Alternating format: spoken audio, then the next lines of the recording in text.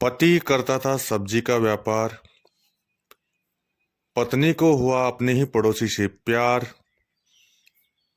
पति की उपस्थिति उसे गुजरी नागवार।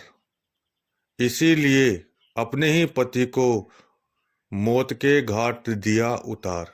जी हाँ दोस्तों, एक ऐसा ही मामला राजस्थान के गुलाबी नगर जयपुर से है।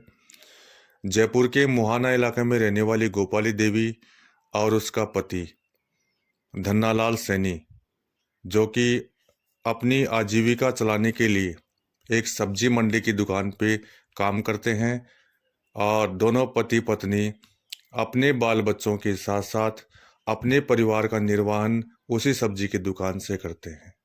आज से लगभग 5 साल पहले उसकी पत्नी गोपाली देवी की मुलाकात उसी इलाके के रहने वाले दीनदयाल, जिसकी उम्र लगभग 30 वर्ष है, से मुलाकात हुई।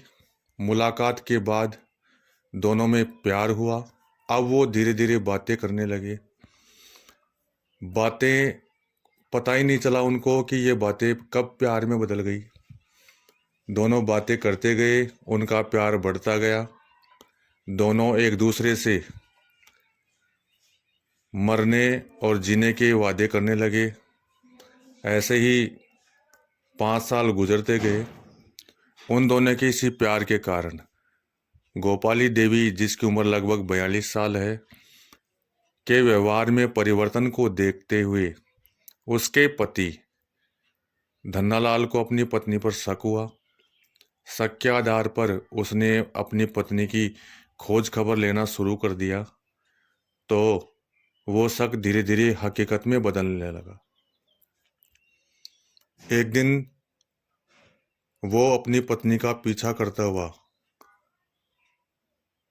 उस के प्रेमी दीनदयाल की दुकान पर पहुंच जाता है, और दुकान पर पहुंचने के बाद में क्या देखता है कि उसकी पत्नी भी दीनदयाल के उसी दुकान पर काम कर रही थी। ये सब देख करके धन्नालाल का पारा 7वें आसमान पर चढ़ गया, और उसने वहीं पर कुछ कहना शुरू कर दिया, और इसी बात को लेकर दोनों के बीच में झगड़ा शुरू हो गया। तो दोनों प्रेमिका और प्रेमी ने मिलकर के धन्नालाल के सर पर लोहे के सरियों से ताबड़तोड़ वार कर दिया।